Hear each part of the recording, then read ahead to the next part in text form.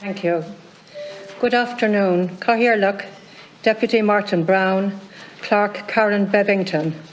My name is Anna Cronin and I'm the Secretary of the Concerned Citizens from Loughrea. And may I commence by thanking the Public Petitions and the Ombudsmen Committee for allowing the time to listen to our group and provide this opportunity to present to the Public Petitions Committee. I am joined today by my colleague, Committee Chair Mattie Quinn, who will bring clarity to this issue through the PowerPoint presentation, which you have all received a copy of. Members of the Concerned Citizens Group have also been accommodated by the Oireachtas and are sitting in the public gallery, and we appreciate their company and their, encouragement. Indeed, many members of our community have sent us messages of encouragement this morning, and I received a message from a group of people who were in the Carmelite Abbey in Loughrea, and they lit candles at 1:30, praying that that which we want so ardently will be realised.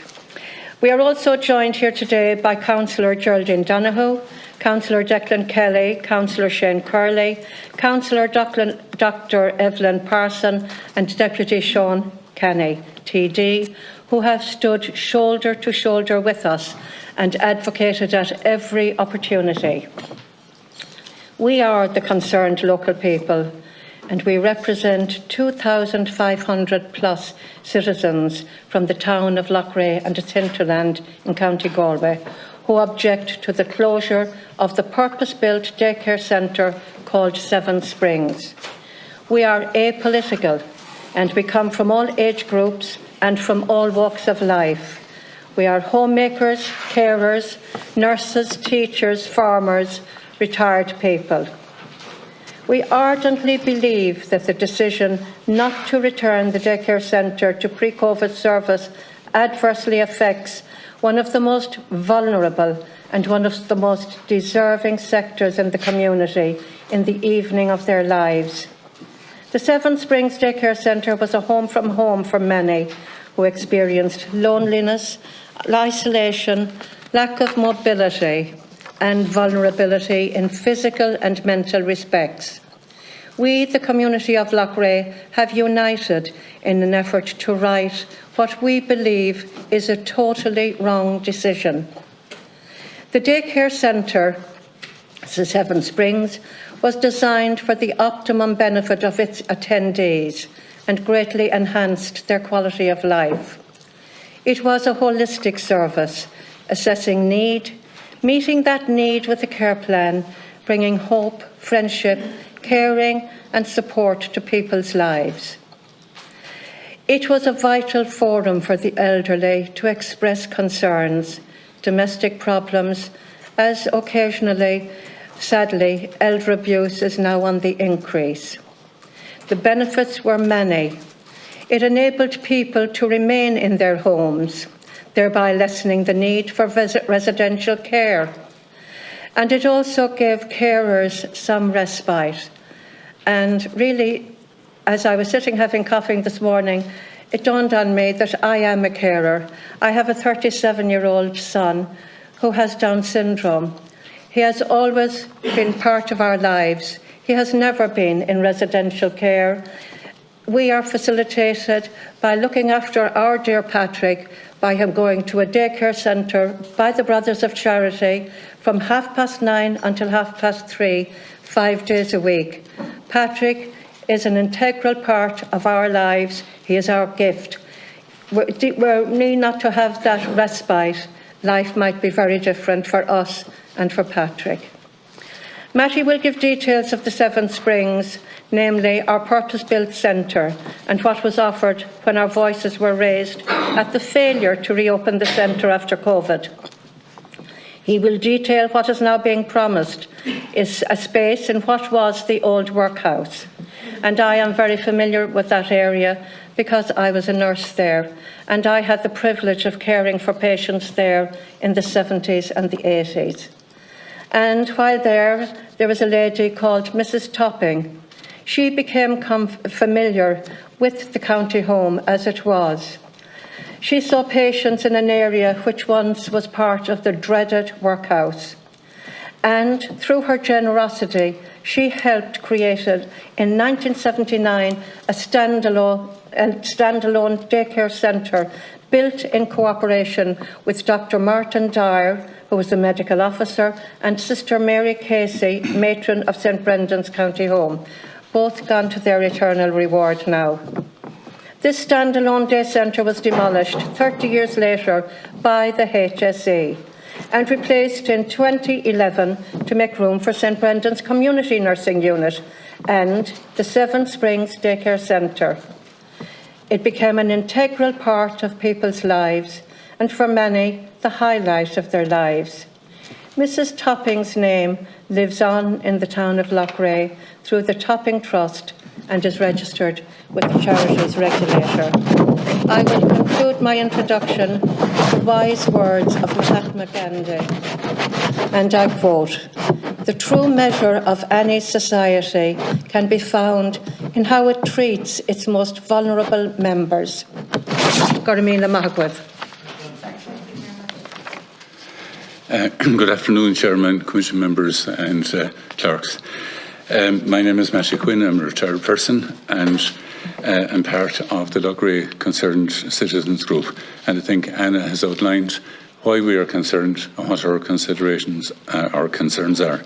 So if we go through some slides that might illustrate the points that Anna made and which I want to make during the course of things. So if we move on to slide 2, and this outlines the objectives of our concerned group.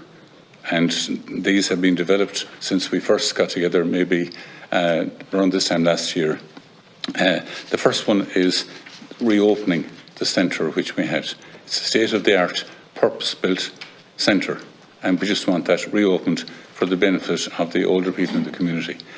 We want to ensure, when it is open, that they have the facilities and the services which they formerly had in the centre which the HSE are trying to close. And you will see the significance of that in a moment.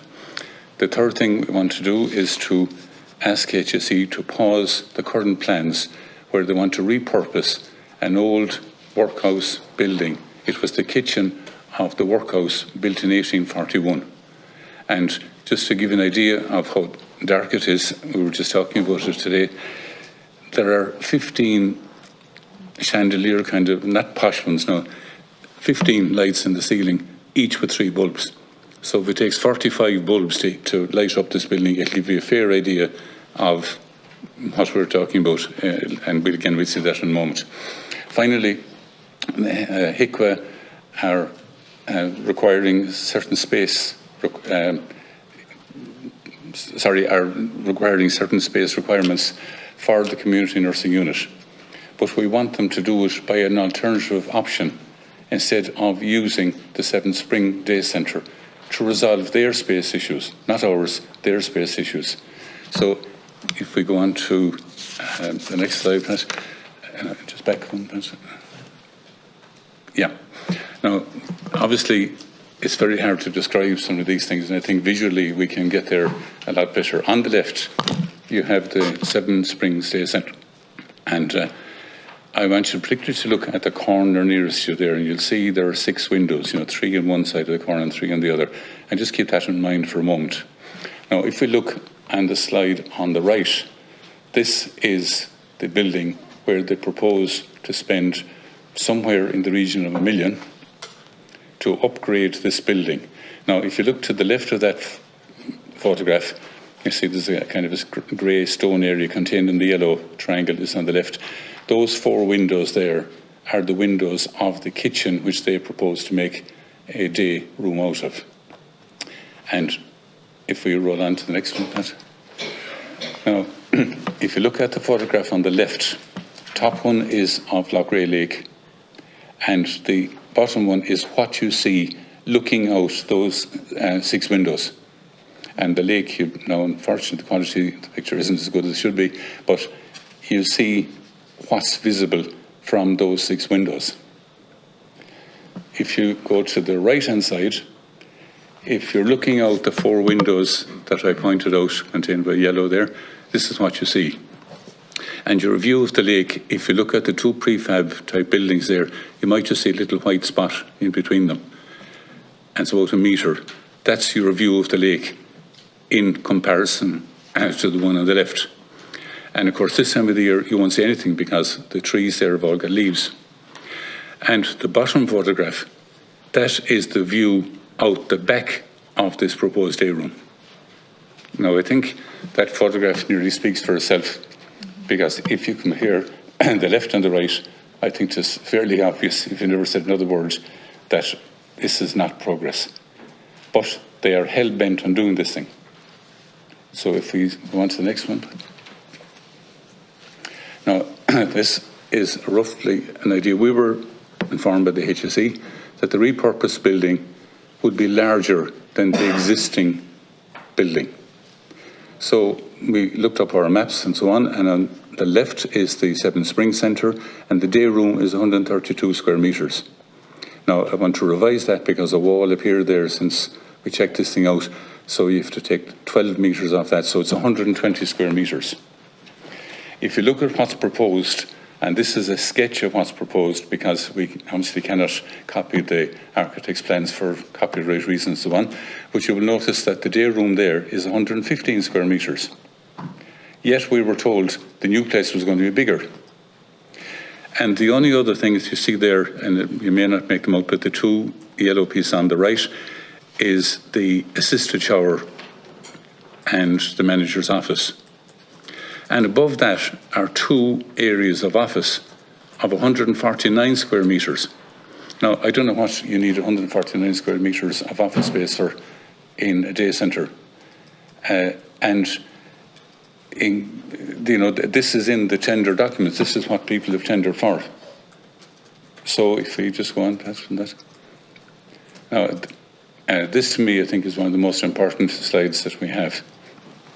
On the left-hand side are the services and facilities which were available in the Seven Springs Centre. So you had assisted shower, hairdressing, smoking, clinical, library, computer room, physio, occupational therapy or therapy, oratory, prayer room, day and dining room, storage area and toilet facilities.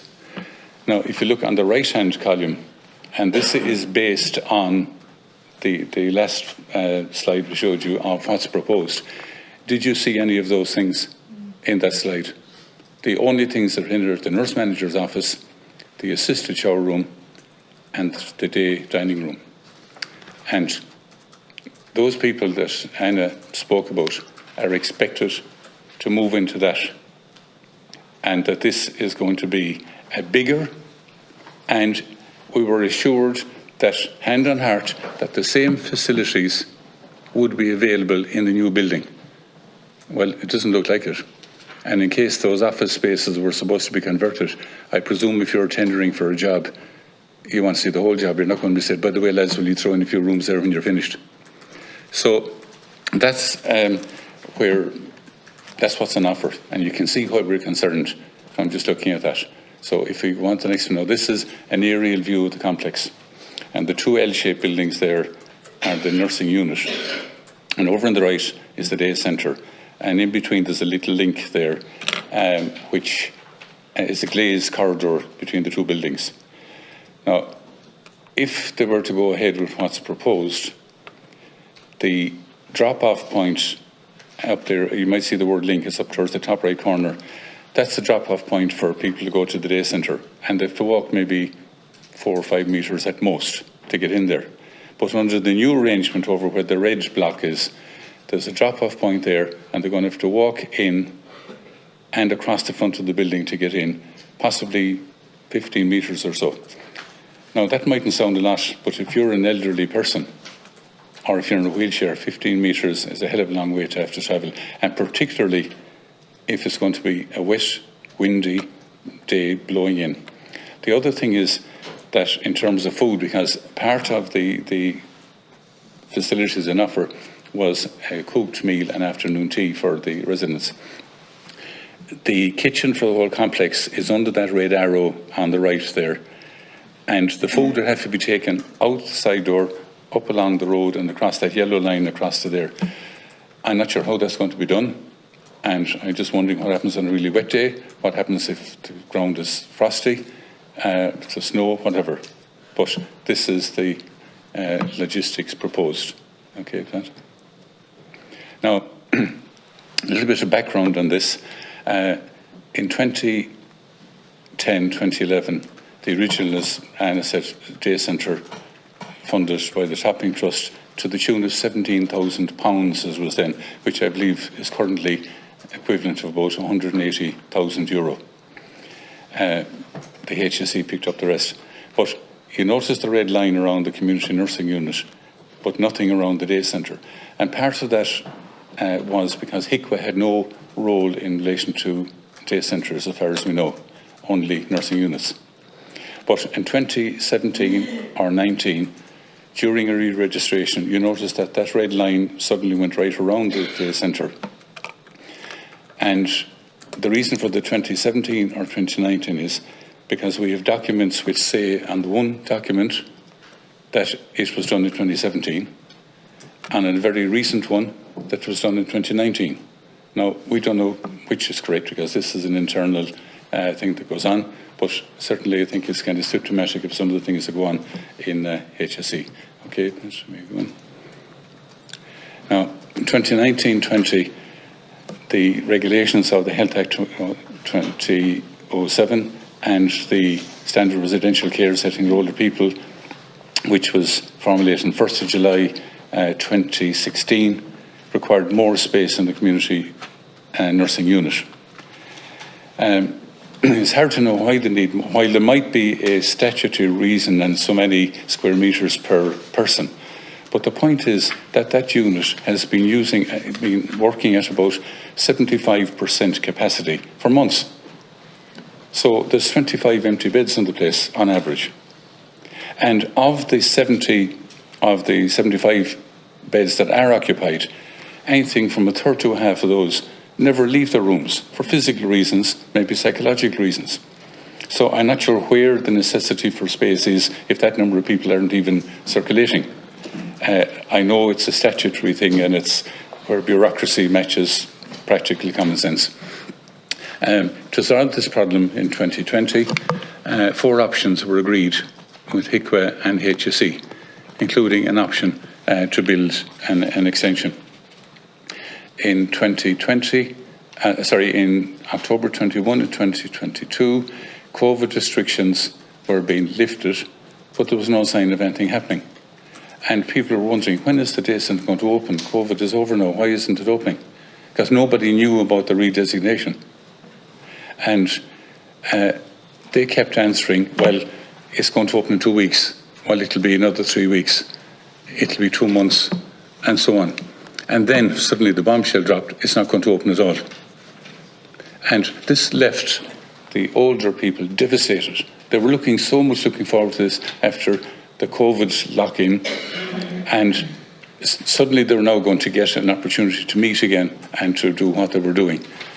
And instead they find that this thing is closed down, even though they were misled and given false expectations for all of that time. I think it's absolutely cruel and callous to behave like this. Then in 2022, they came up with an idea that they would open the Seven Springs 1 day a week. And they claimed they got derogation from HICWA.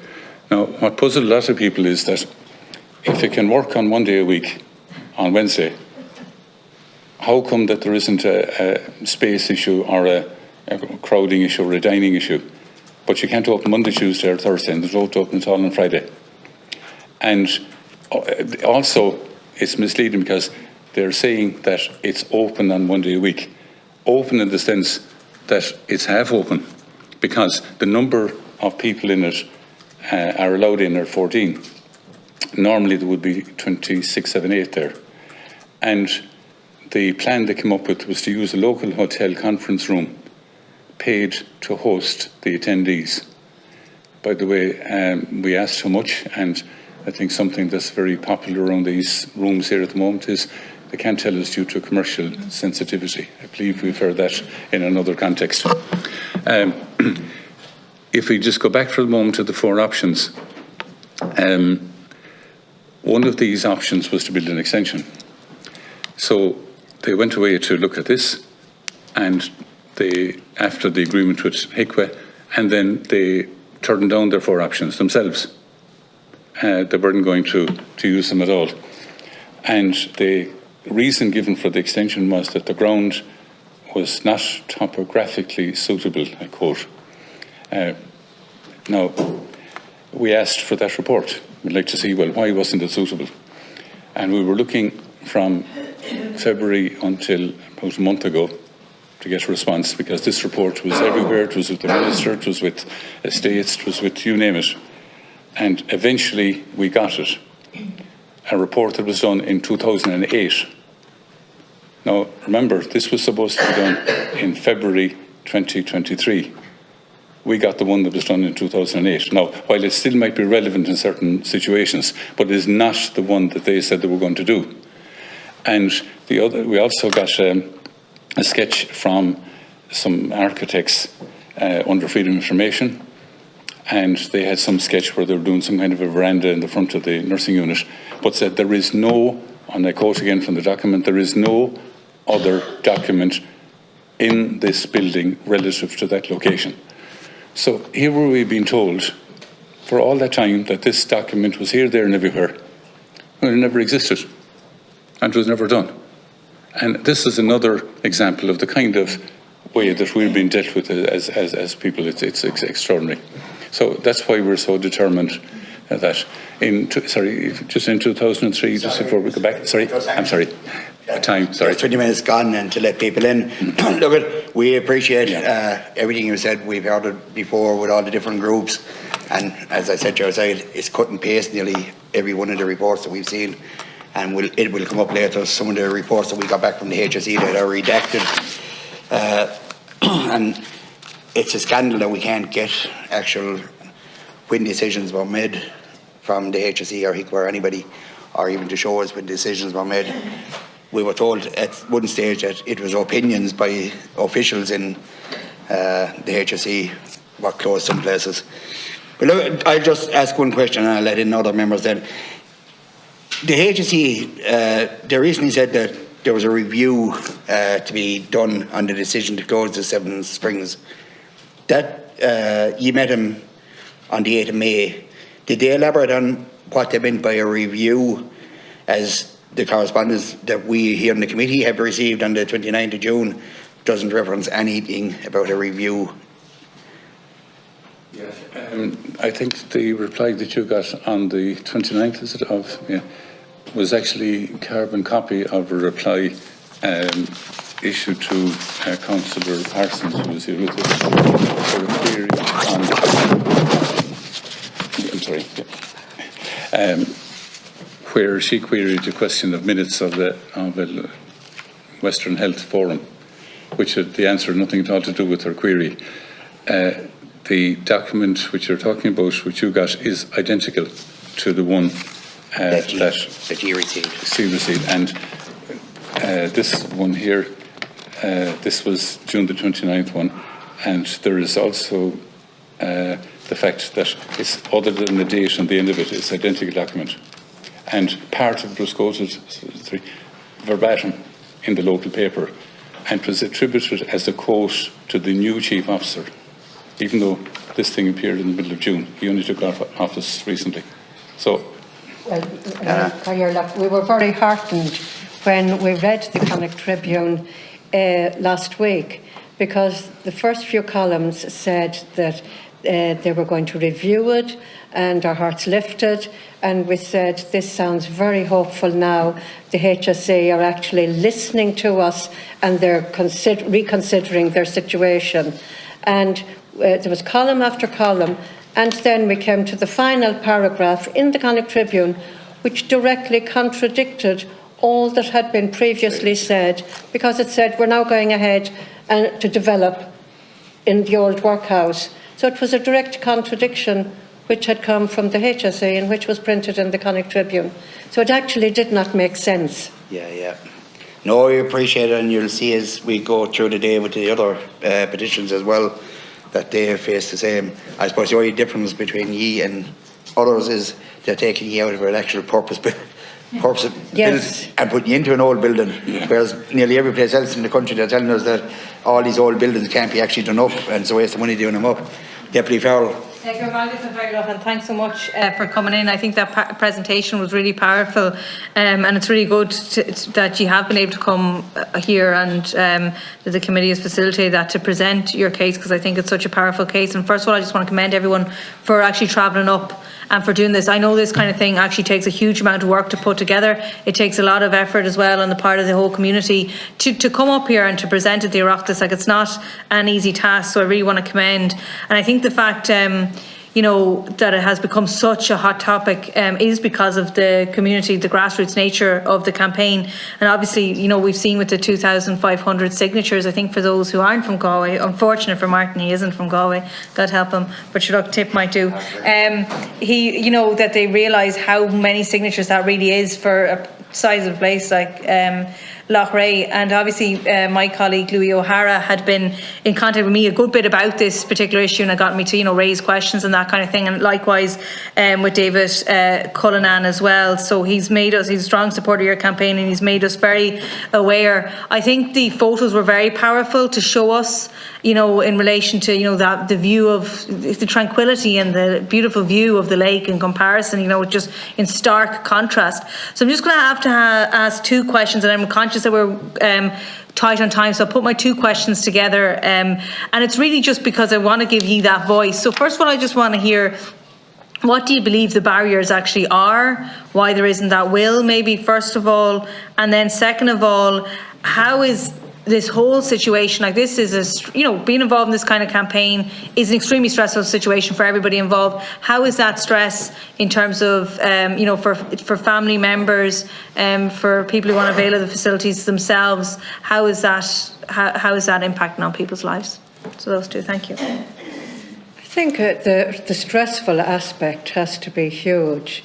I am very involved with the St Vincent de Paul Society, and it's a visitation conference, and we meet people who live alone in isolated areas, and I have spoken with individuals who described to me how happy, how much they loved the daycare centre and the social interaction and the fun. And we had another individual, and he was taught how to use the computer, and he was able to communicate with his family who are the other side of the world.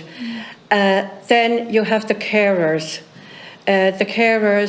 who just don't get the space and the rest and the respite which they desperately need, because the reality of it is the numbers in the past were in the 20s, and it was 6 days per week. We're now down to 3 days in the hotel. We have a splendid hotel in Loughrea, but it is not a daycare centre. And then they are, for 1 day, up in the daycare centre, and unfortunately all of the facilities which were available to the attendees, they really do not have those anymore. The chiropodist, the hairdresser, and even when they went into the daycare centre, they were referred by the public health nurse. Their needs were assessed. There was communication with the family. It was a wonderful structure, and this has been dismantled.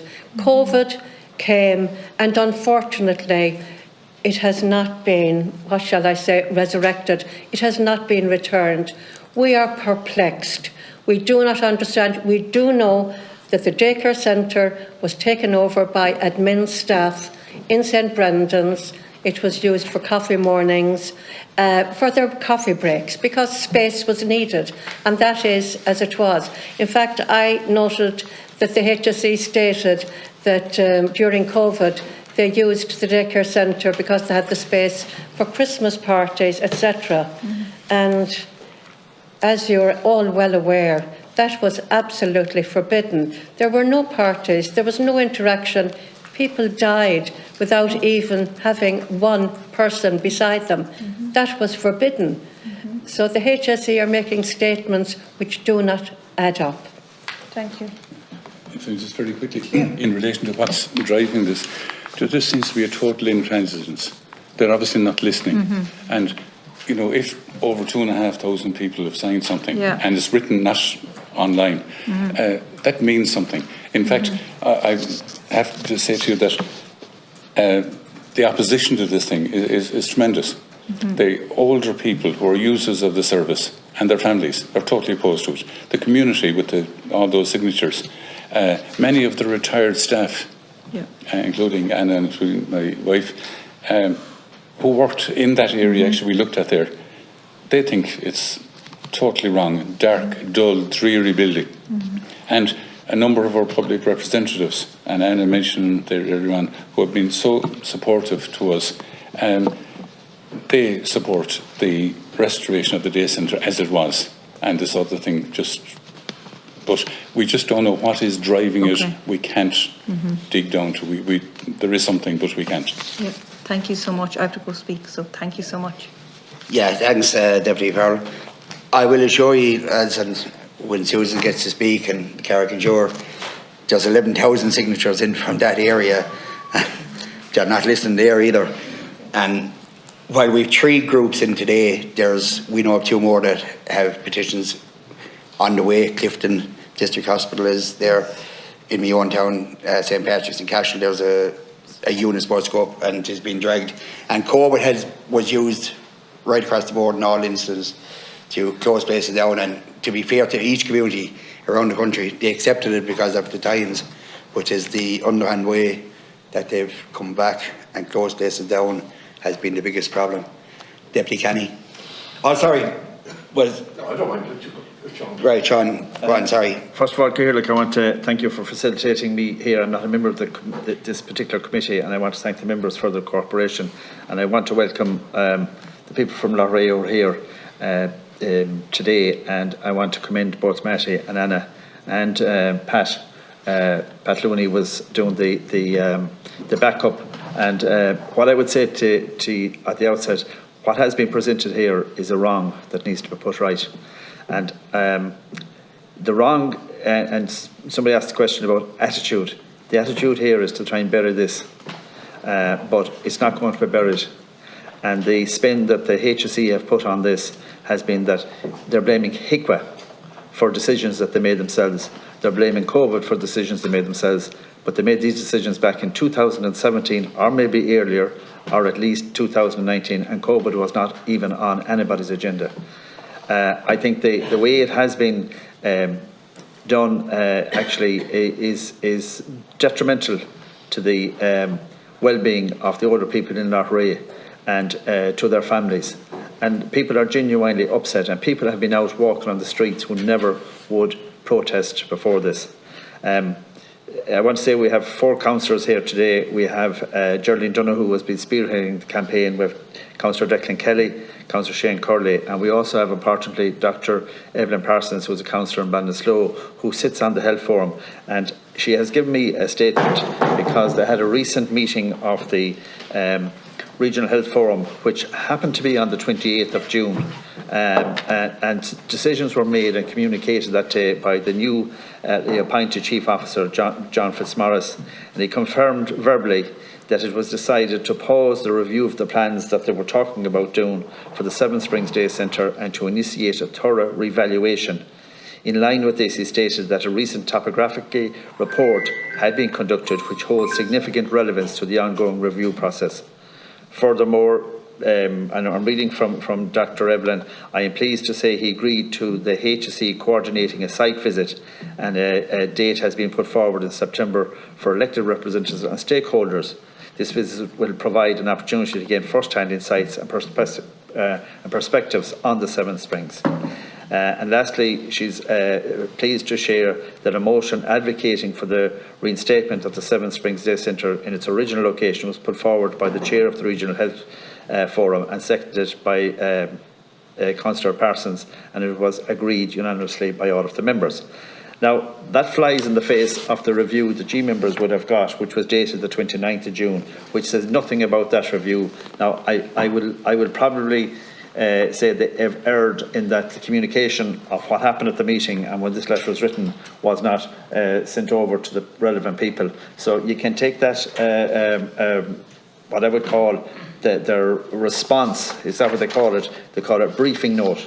I would dutifully ask you to ignore that note, because that note does not bear any resemblance to what actually has been happening. Lastly, I just want to say one thing, and I won't hold up the meeting much longer, is that I'm very disappointed that Minister Mary Butler has refused to visit the site. And I'm not being political, but I think she should visit the site. And I'm disappointed from the point of view that she's standing by the HSE without actually interrogating the whole process herself. And coming from a quantity surveying point of view, if you have €1 million that you can spend on something, I think everybody would accept that it should be spent on something that would be of use to people and would enhance their lives and their independent living into the future. But no, we're talking about spending $1 million, and that money was confirmed by Minister Butler herself. And then she said, oh, it's been donated by a trust.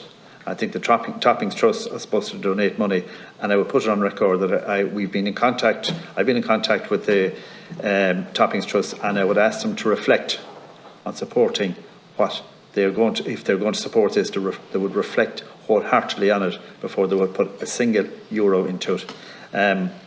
The fight is not over, and I want that message to go out loud and clear as well.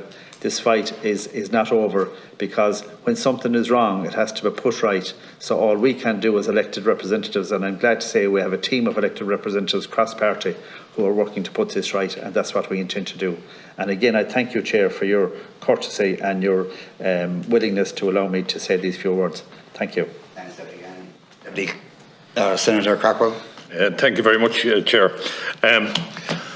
Firstly, I want to thank you for coming here today. We spoke before you came down. It's a pretty daunting prospect to come into this place and to face the music. So I have to say your presentations were fantastic, and I want to thank you for that, both of you. I'm going to go through a few things here, and you might pick up on them, whichever one of you thinks is best suited to pick up on them. The first one actually impacts you directly, Ms. Cronin. You mentioned the fact that your son is in a daycare centre 5 days a week with the Brothers of Charity. I don't want to put you on the spot, but if the Brothers of Charity was not available to you and he had to stay at home every day, not unlike myself, we're in advancing years. Looking after a 37-year-old 24 hours a day surely would mean that you would look for permanent confinement for him in some centre or other. I'm afraid that we very likely would. Now, I have 8 children, and Patrick is actually the centre of our lives. Nevertheless, the other 7 must go out and earn a living, and we are in the evening of our lives. And so it stands to reason, without that daycare centre, we would have to be making arrangements which would make us very unhappy, and which would certainly make Patrick, because he is part and parcel of our lives now. He would find it almost impossible were we not to have that daycare service. It gives us freedom, Senator, okay. And it makes it possible to have our Patrick with us all the time for the 37 years that he has lived. Now, the point you make is really well made, because when we're talking about a daycare centre, being particularly for elderly people, allowing, you very frequently find nowadays, Chair, that you have a couple who are 40, 50 years married, and one of them becomes frail and needs respite. The person looking after them also needs some time to themselves, and this is where daycare centres come into their own. And we've seen, and we will hear, I'm sure, today about the impact on families in the three units we're talking about here today. Not being able to get away from somebody you're caring for is detrimental to both. It's detrimental to the individual, and it's detrimental to the person looking, or the carer looking after them. And we don't look after our carers. A couple of questions I want to throw out, I'll throw them out and you can answer them then. The first one is HICWA, Deputy Canny has made the point here, and indeed the county councillors have made the point to me many times. Decisions we're told, are made by HICWA. And we saw this in one of the hospitals we're going to talk about it a little bit later on. Who asked HICWA? What brief were they given? Did they walk in on their own and decide we're going to shut this place down? How did it come about? And I know that when we look at Tipperary in a little while, we'll see how you find that information out. You find it out in great big blacked out pieces of rubbish like this. So has anybody come and explained that? The other one, and I hate to say this to you, Matty, right? You showed us the photographs there. Deputy Canny said you're getting €1 million, you know, and that's great. €1 million. So what's your beef? Why don't you just take the €1 million, do up the old place that's there? Isn't it fine? I mean, lots of communities around the country would love €1 million. So I don't know. I have to be devil's advocate here, you know. I don't know what your beef is. You're getting €1 million, and sure, the staff over in yeah, sure. The staff need their coffee space over where the daycare centre was. So really down to that. And the Topping Trust, where are they in all of this? I'd like to know that. I'll leave it at that, Chair, because you want to, we'll have more later on. Yeah, we'll have more later. Okay. Just have to be fair to all of us. I'll just answer that one, Matty. In reverse order, the Topping Trust was a trust fund set up by a lady called Mrs. Nora Topping, and she donated money she wanted to enhance the quality of life of older people in the nursing home and in the community. And she wanted to get out of this dark, dreary, dull building and into a bright, modern, well-lit and well-facilitated place. And that was her aim. And I think, as the chairman said, most people are trying to get out of a thing. Yeah. In this case, the night was into such a unit. The second, how did HICWA get involved? Well, they do these inspections from time to time, and they had done a number of inspections there. And this came up as one of their inspections, that they wanted this space done. Now, what is unusual about this is that this regulation about the 4 square metres per person was initiated in 1st of July 2016. But it wasn't in 2019 that they seemed to want to do something about it. The second thing was that the decision to close it was made, as Sean said, before COVID was even heard of. So the question was, what were they going to do with the people in it? How were they going to get them out of the place? And lo and behold, COVID worked wonders. Solved all the problem, I think, very like the one you had in St. Bridget's. But a lot of it is a mystery. Yeah. Right, thanks, Matty. Eugene, do you want to come in quickly there on this? I'm not going to detain you long, but anybody from Galway, or a common person, will always support you, except when it's football. So the football team we won't. But otherwise we'll support you. Ball is better than really. But we won't talk about the Tipperary performance this year. Never mind that big ball. Now, Anna and Matty, thank you so much. You made your case so wonderfully and so beautifully, and no way aggressive about it. We can see how much this means to you and your friends in that particular area. And I wish you well with your son as well. I mean, you're obviously an amazing person. I'm not going to go back over questions that already asked, but I would acknowledge the role here of Senator Curley, Senator Parsons, or Councillor Curley, Councillor Parsons, Councillor Kelly and Councillor Geraldine, and we all know. And they really are solid people that will support the whole way. I'm just involved with a daycare centre in my own town of Strokeston, Roscommon. There's 5 of us run it. But what we have done down to the years is we have taken a building, we've entered into an agreement with a local establishment, and it's actually out of the towns in the country. And the reason I mentioned is that there's a lake just right beside the building where there's quite a lot of holiday activity on. And it means so much to the people who use it. My own mother uses that place, twice a week, 3 times a week it's open. It's not open for 6 days. So I can understand very much so, being involved in that committee and having a family member there, how important these centres are. And this story is incredible, by the way. Talking to Sean and others and talking about the facilities that are there and how good those facilities are. And listening to the case being made by councillors reading up about it and that type of thing. It's just incredible that anybody would try and close that building down and move it into a hotel, because it's not the setting for it. Our situation is the HSE, and we have a very good relation with the HSE in our area, and they really, give us a lot of support, and we run it, and they obviously check us out, and they give us the money for it and all that type of thing.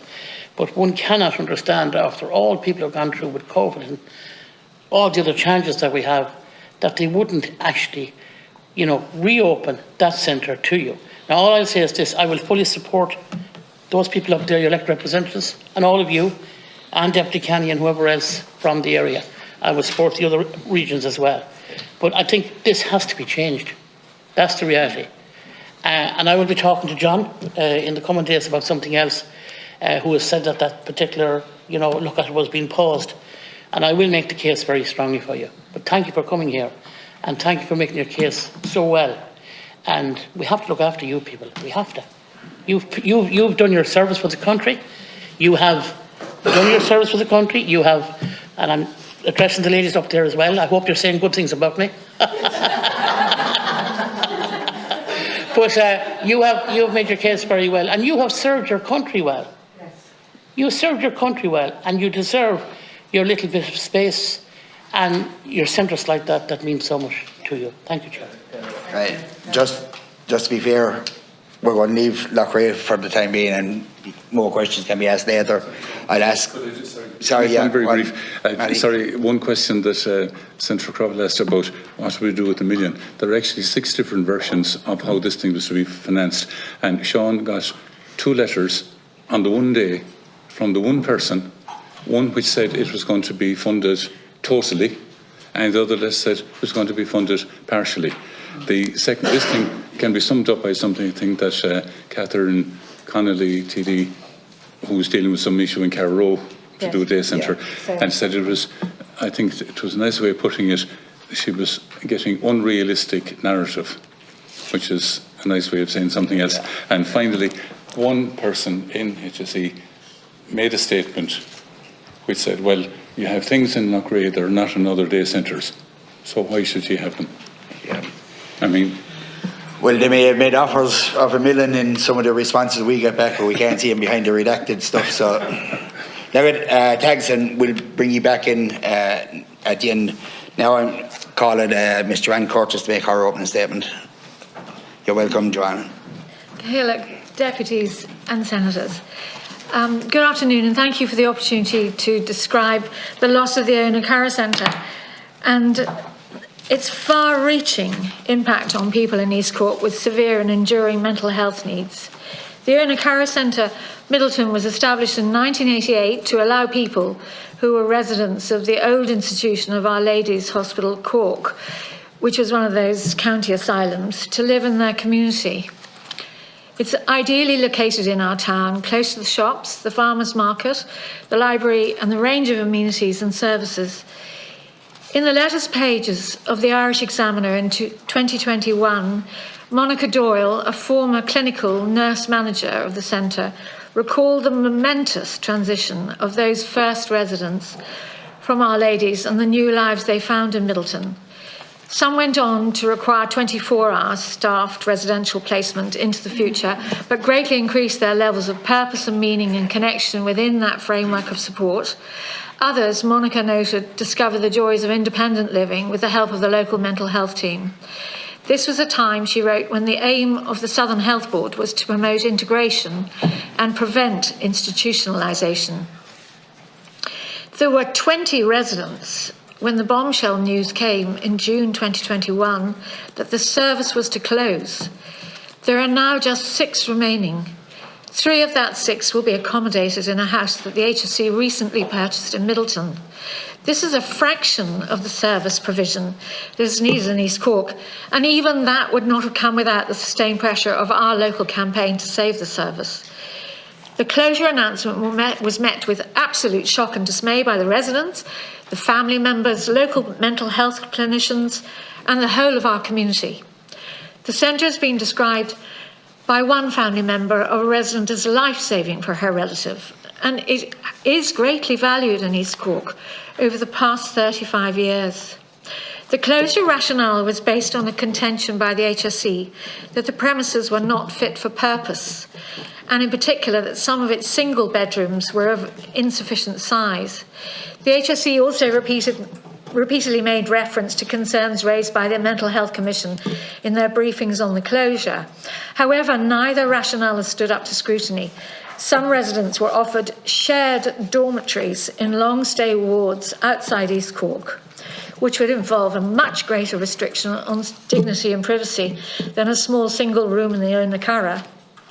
Also, the Mental Health Commission compliance ratings for the Oireachtas have been impressively high in recent years, 90% in the latest inspection report in 2022, while the Commission has repeatedly and severely criticised some of the alternative facilities that were offered to residents in the St Stephen's Hospital, Glanmar, 70%, and St Catherine's Ward in St Finbarr's Hospital in Cork, which was 74%. But in March 2022, following a site visit to the centre and St Stephen's Hospital in Glanmar, the Oireachtas Health Committee wrote to Minister Mary Butler calling on her to reverse the closure. The committee stated that evidence presented by the HSE for the closure has been unconvincing and expressed concerns about the ad hoc nature of the decision-making in relation to capital infrastructure of mental health facilities. The Health Committee repeated this call to reverse the closure in later letters to Minister Butler, appealing to her to actually come and visit us in Middleton, Mr Reid, and later still the HSE board.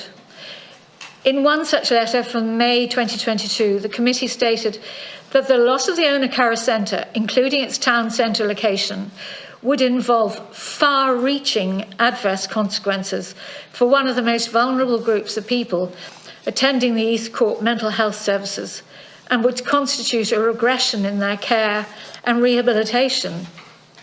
The HSE's original plan, as discovered through an FOI request, was to move many of the residents to St Stephen's Hospital, an institutional and isolated just as Our Lady's was.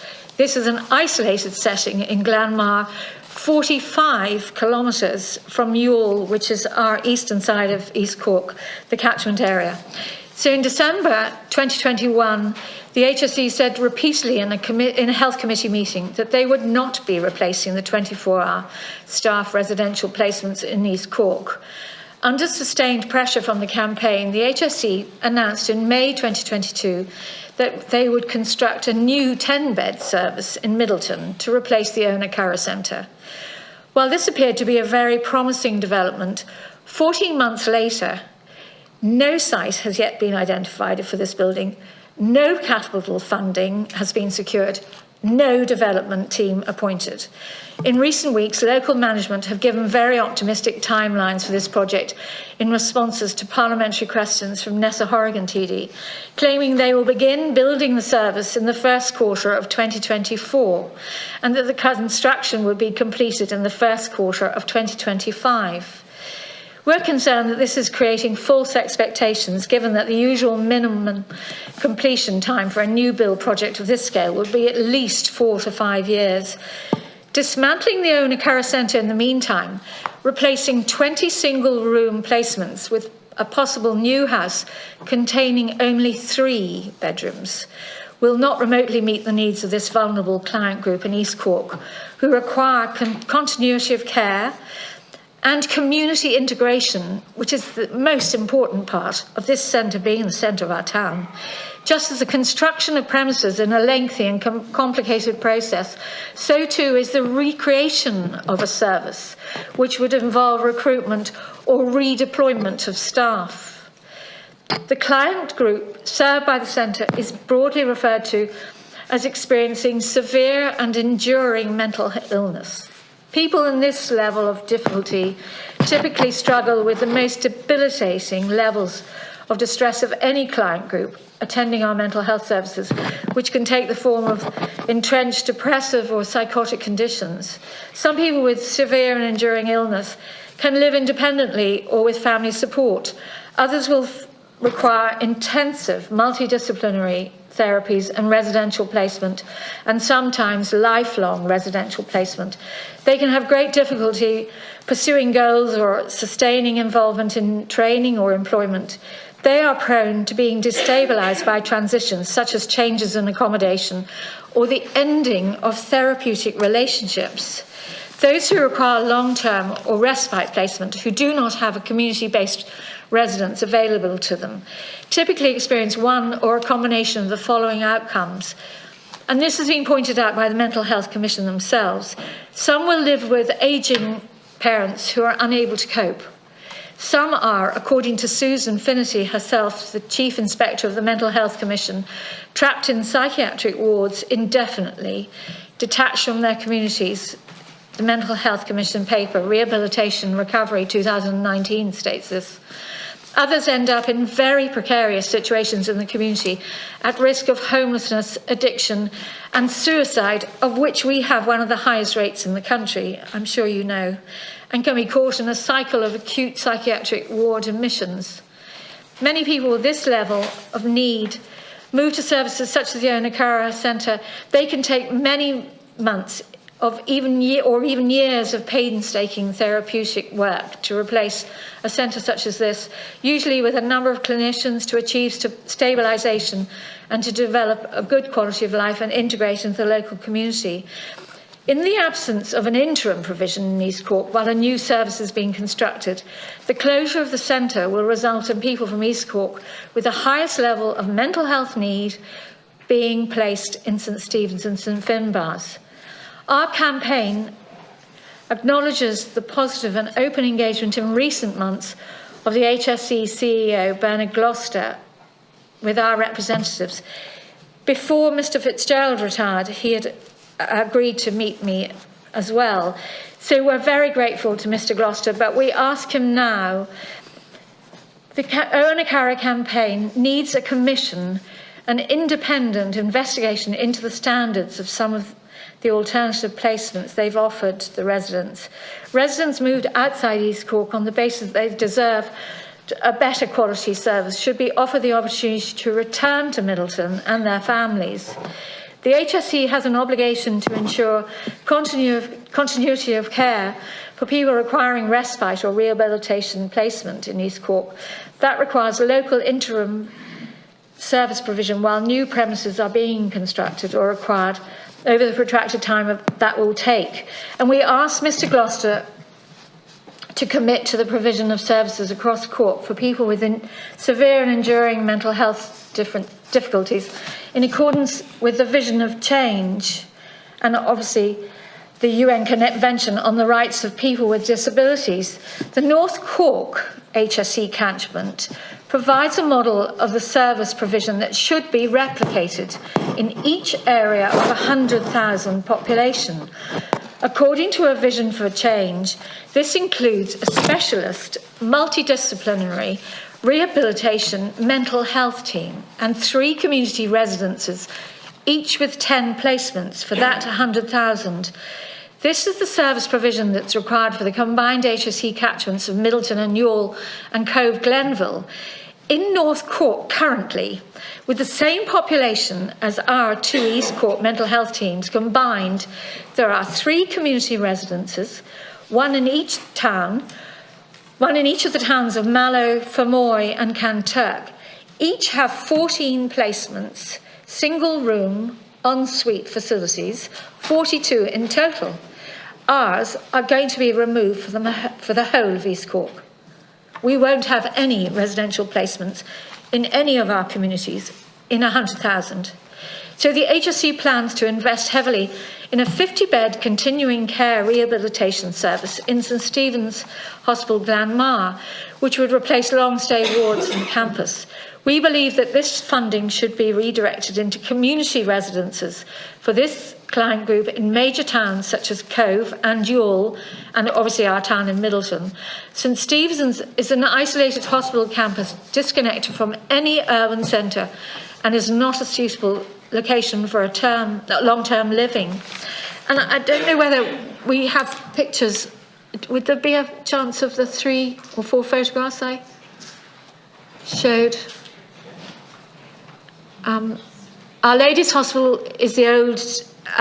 Joanna, we can share on my screen if you like. Yes, could we? That's the typical asylum or psychiatric hospital that we talked about. That's 1882 to 1992. It finally closed, thank goodness. But the St Stephen's Hospital now is the replacement psychiatric hospital, and that was built as a TB hospital in 1954. And now they're suggesting that residents are transferred to St Stephen's. And in our town, our centre is right in the heart of the town. And as a society, we have a responsibility to look after those who were born with certain challenges, mental health challenges, or developed mental health challenges. But we must keep them in our community and not isolate them.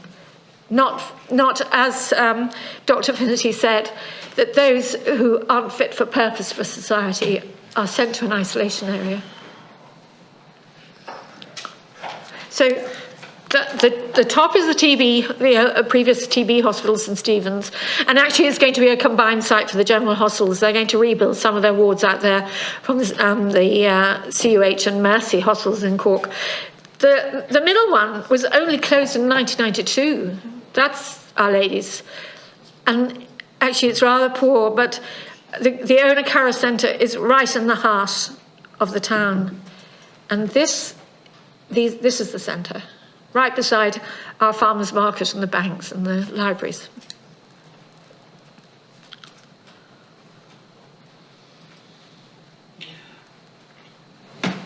Yeah, thanks, Joanna. Look at it, Deputy Buckley, and what I'm anxious of the time that we're taking, so I'm asking each of the people asking questions to the 5 minutes, so get to the questions I'll be as soon as possible. I'll be as fast as I can, considering we're Corkman, we speak a lot faster than the rest of you. Too fast at times. No, first of all, I want to thank Ms. Curtis for coming in. Look, this is going on for a long, long time. That's only a partial file of the Oireachtas, PQs, you name it, inside it. I didn't even bring down the petitions. Ms. Curtis is right. You mentioned about suicides. Between 2000 and 2002, we had 69 suicides in East Cork. 63, 54, 33-year-old girl, and the rest were all male. So that'll tell you the need for it. They'll be talking about a 20-bed, it's a 22-bed system that was there, with the 20 full-time beds and the 2 short-term stay beds. But it's also the associated services. And Ms. Curtis mentioned it. It's actually bang in the centre of the town, the doctors across the road, the barracks is on one side, the dentist on another side, the community hospital, access to the market, 50 yards from the main street. And they want to set them up, which was called St Stephen's, which is the old lunatic asylum in the middle of nowhere, inside in the green field, in a dormitory style. Now, we've argued and we've met, and we've had heated debates with the HSE on this. And the iconic thing about this is the building that we're talking about is more compliant than any of the other ones they're putting them into. So you're taking it from a hotel and you're putting them into a tent. Now, I've raised this with so many committees, and I do want to thank the Public Accounts Committee, the Subcommittee on Mental Health, our own Petitions Committee, and the Health Committee.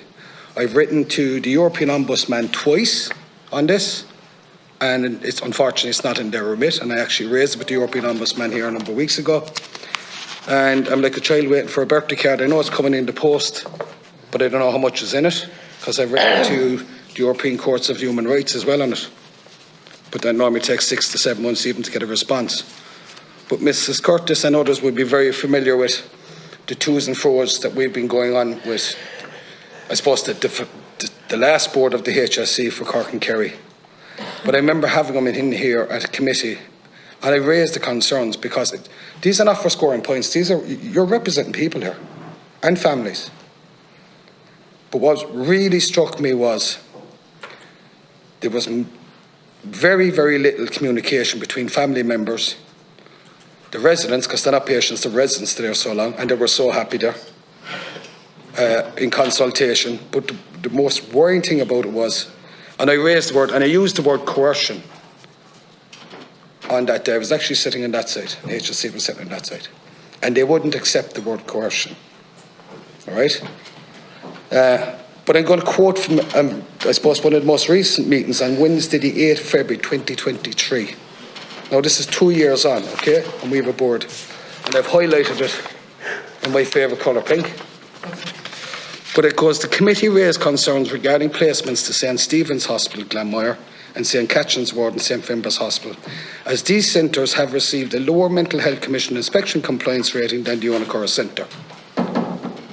Now, this is 2 years on after a meeting, and we're saying, well, we hate to say we told you so, but we told you so. It goes on to say concerns were expressed that these environments are congregated settings that are campus-based, isolated, away from community, in contravention of the Convention on the Rights of Persons with Disabilities. We shouldn't even be here talking about this now. It goes on to say government policy and HSE policy as set out in a time to move on from congregated settings and a strategy for community inclusion. They've actually worked against it. I had the honour to sit on the Sláinte Care report. You might as well wipe your backside with it because it's they've done the total opposite. The meeting goes on, and here's another interesting part. The committee said that some members of the committee expressed dissatisfaction with the need to transfer the residents away from the Middleton area contrary to their expressed wishes. Now, contrary to their expressed wishes, that's coercion. They did not want to go and they moved them. So what we want to do on this record, and I know we have a St Bridget's coming up in Tipperary. I read a lot. I can guarantee, and I've said it here on record before, we're going to have a St Bridget's in Portlaoise as well. Because if you go back to the opposite, to the first set of witnesses here, the HSE blamed the Mental Health Commission. The Mental Health Commission is the snagger man comes in to finalise a building. And he tells you what's wrong with it. Or he's the NCT inspector. He tells you what's wrong with it, you fix it. And it works, and it passes the test. But in all of the HICWA reports that I have read so far on very similar places to this is, it's not fit for purpose. The building is not fit for purpose. Why is it not fit for purpose? Because the proprietor didn't follow the rules of the ganger man or the NCT inspector, but blame everybody else. And who's detrimental is it? The people in the community. The biggest loss in this is, and Ms Curtis is right, it should be 33 beds or something per 900,000 or something like that, right? We are losing probably, it should be a pilot project, the fully integrated working system, because of the incompetence of management within the HSE. Because we've gone through reams and reams of things like boilers and alarms and everything that were supposed to be fixed, and they were totally ignored. And I'm glad to be in here with the rest of you, because I think we'll be back in here again after the recess. I'm well aware there's a new board there, and I welcome it, because for the fact they're actually engaging, and I'm hoping they won't be led astray between here and by the time we get them back in September. But the point away on this, and I want to go back to what it was, the associated services to that was, especially the respite, they closed that with a 26-person waiting list for short-term respite. Short-term respite is your bloods, chiropody, dentistry. It also gives respite to the families. That's gone. We also had local community mental health services there. I think that's gone into the atmosphere with the Japanese balloon that they blew up or something, because we have seen nothing of it. And my frustration is here. We have, the last time I wrote to, I think it was the European Ombudsman actually, they taught me to go back to HICWA. HICWA taught me to go back to the HSE. The HSE taught me to go back to the Mental Health Commission. So I went back to the Minister, and the minute I asked the Minister, where am I going? And the Minister couldn't tell me. Now, that's a frustrating story when its families are at risk. And this is why I want to get it on the record. The fact is, we need people, like all the witnesses that are in this room today. Do not be afraid of them. Do not take intimidation. If you're not 100% sure, question it. If you don't get a response, come to us. We'll question it, and you can see how difficult it is for us. But I think somebody has to take responsibility.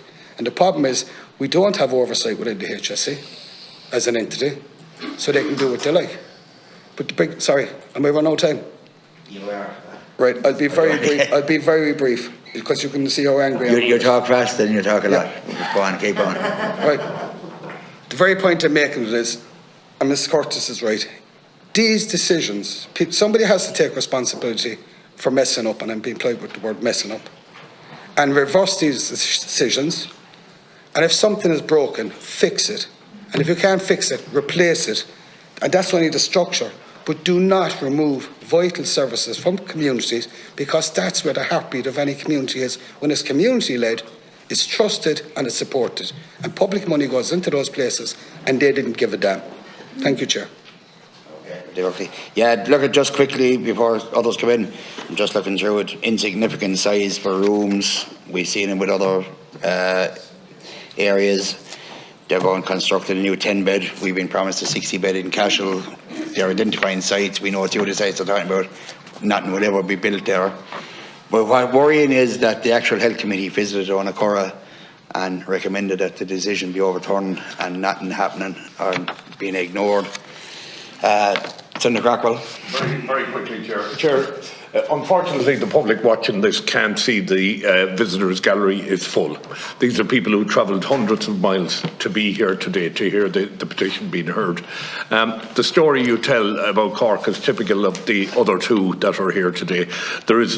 We have public representatives here at local authority level. Nobody engages with them anymore. Decisions are taken without engagement at local level. If you want to change something, you know, we hear from you, Ms. Curtis, about a plan to build a new centre. Nothing should be done until the plan is actioned. And once the site has been purchased and construction has started, then you can have a phased transfer from one to the other. But this nonsense of making promises that are never fulfilled, and they're designed just to shut you up. Now, I propose today, Chair, that we bring in the HSE and HICWA, and we get to the bottom of exactly what's going on here, and that we also ask for a moratorium on any further decisions, allow the daycare centre in Loughrea, allow the situation in Cork to remain as it is until such a time as we get definite answers as to what rationale was used, who made the decisions, why were the decisions made, where promises were made about new centres and the like. We want to see evidence of the construction, the plan, the site, everything. This is just nonsense. These people, their local communities are being devastated. I wonder if the people that are making these decisions ever think they'll get old themselves, or in some stage need care for mental health for themselves or one of their family. So I think let's do that if we can, Chair, as soon as possible. Yeah, just to be clear, we actually have it in our work programme to bring in the HSE. We wanted to meet all the groups first, get their story. Appreciate that, Chair. Yeah. In September, it is our intention to bring in the HSE to sit them in front of us and start asking these questions. No, you did a good job the last time you had them in, Chair. So that, well, you know, we still haven't gotten so many answers off them. We want to try and make sure that we get them answers.